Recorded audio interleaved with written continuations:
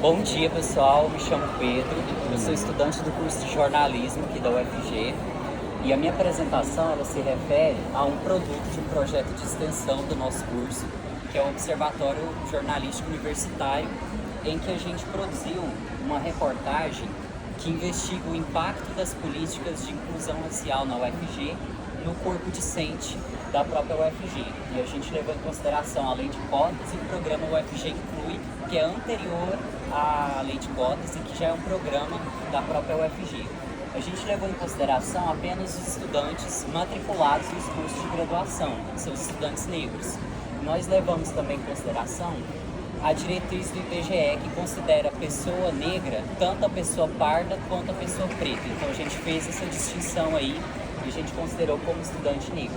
Essa reportagem ela foi conduzida entre 2024 e 2025 e ela investiga o impacto dessas políticas ao longo de 14 anos, entre 2010 e 2024. Então a gente levou em consideração os dados da própria UFG, que é do Analisa, que está sempre atualizado constantemente com dados dos estudantes de graduação.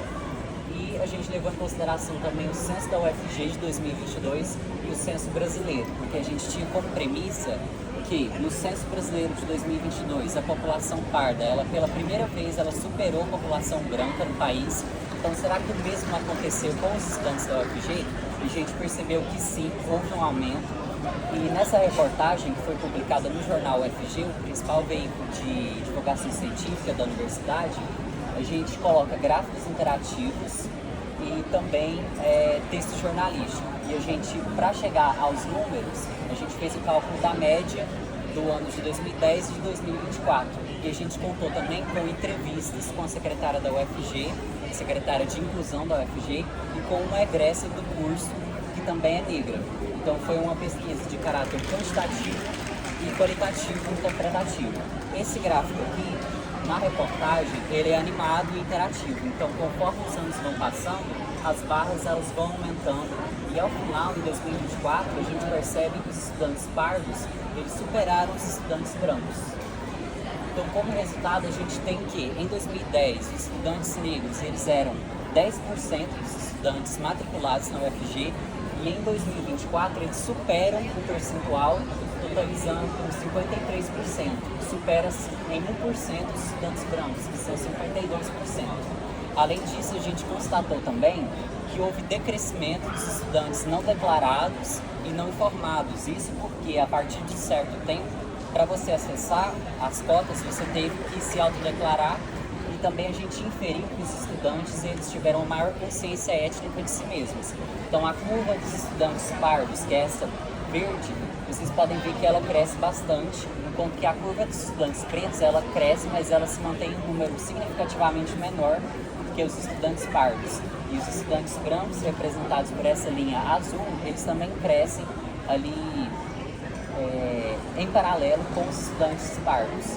E essa aqui é a curva dos estudantes não declarados, que decai, e os não informados também decaem.